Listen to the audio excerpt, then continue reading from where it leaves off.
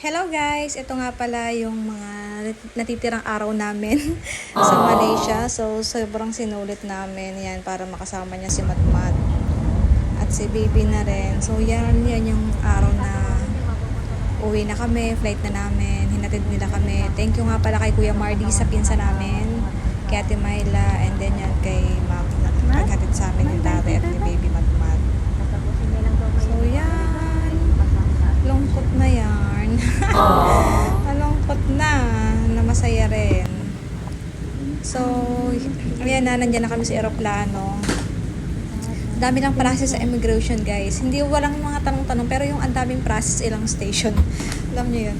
Tapos, ayan na, si Matmat dumede lang pagkasakay namin ng eroplano. Then, yan. Nung simula na gaano pa siya, tumitingin-tingin sa paligid. Pakit naman yung bata na yun. Alam niya na kasi yung camera, guys. And then yan si tatay, guys. Second time niya sasakay ng eroplano. Pero nung first time niya sumakay sa eroplano is gabi. Kaya ngayon lang umaga, makikita niya yung mga view. And yan si Matmat, nakatulog na siya, guys. Pagkaalis namin. Aalis pa lang yung airplane, nakatulog na siya pagkadede. Kaya buong flight, guys, tulog siya. So, yan, guys, yung view dito doon sa Malaysia. Ang layo niyan, guys, almost 1 hour yung biyahe. Mula sa Kuala Lumpur. Kaya ganyan yung view niya kasi na parang medyo papuntang probinsya na siya. Mga puro-puro na lang. And then yan, pinapabidyohan ko kay tata yung taas. Matmat, guys! Andito na naman si Matmat sa tabi ko. Ayan, iyak na. Hagigil kung kailan nagre-record ako. Paano mo itong batang to eh. Hi guys, istorbo to sa pag-vlog ko. Sa voice over ko. Matmat, say something. Say hello. Hello! Naglalaro siya ng brum-brum niya, guys. And yan yung mga view sa taas. Bago pa lumampas sa mga ulap.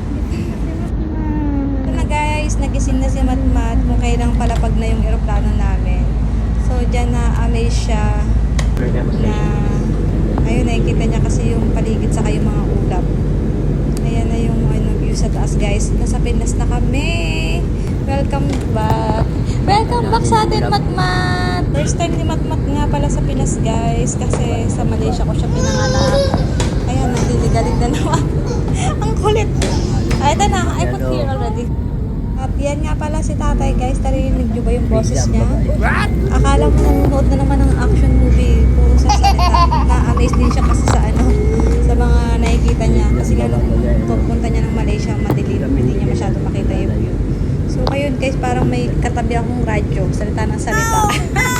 Tungkol sa mga ulap, tungkol sa mga nakikita niya. Nakakatawa si tatay. At yan nga, guys, sobrang amazed namin si Matmat din sa labas kasi nakikita niya yung ulap. Yan yung time na hindi pa kami lumalapag. Nakasteady pa lang siya sa alabang. So nakikita ni Matmat yung mga ulap. Kaya tuwang-tuwa siya. Turo siya ng turo. So yan na, guys. Yan na ang Paranaque. Parang ulan na naman. Malapit na kaming bumaba. Maulan na. Pababa na. Siyang upuan sa lobby.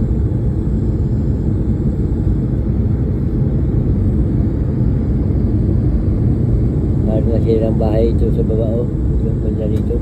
Ang ingay ni tatay, guys. Sobrang daldal niya. Salita habang pababa na kami. Kaya yan, dami niyang napapansin sa baba ng eroplano.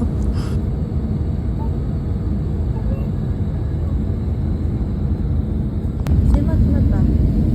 Say hi. Ang daming jeep po. Hi.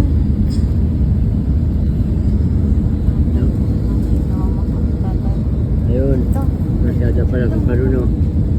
Yun. Hi guys, at di na nakapagpigil si Matmat. Diyan na talaga siya pumesto sa may bintana para nakikita niya yung view.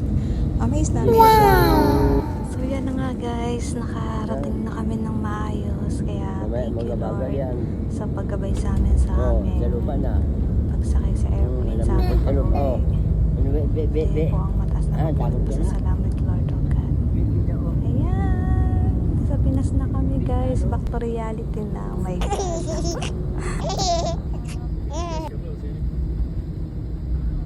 Sa Pinas ka na ulit tayo. Oo nga. Reality ka na. Pinas na ulit. Pilipinas ka. Parang Maynila lang din. What? No? Ha? Ah, Kasi ba't ka? Pakilig lang sa bintana. Yan si tatay. Diba? May tatay. Ba't Ganyan no, guys, don't touch? hiling lang kami ng mga baggage ng time na yan. At ang likod nga guys ni Matmat. And then yan, yung pa mga pamangkin ko. Thank you sa pagsundo sa amin. Ay, yan, sweet ang sweet na magtatay. Sinusulit niya. Na guys, yung mga kuha namin sa sasakyan papuntang airport. And then yan sa airport na yan. So yan, si Matmat nagliligalig siguro. Alam niyang iiwanan niya na yung tatay niya dyan sa Malaysia. So yun, nagputong kami guys. Kaya kumain muna kami bago kami mag-flight. Kasi wala kaming libreng pagkain sa aeroplano guys. And then nagbaon na rin kami.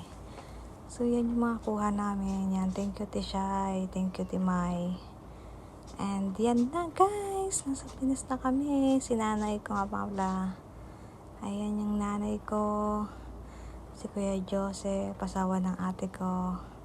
Ayan, thank you Kuya Mardy sa paghatid sa amin. And yan, God bless. Thank you for watching.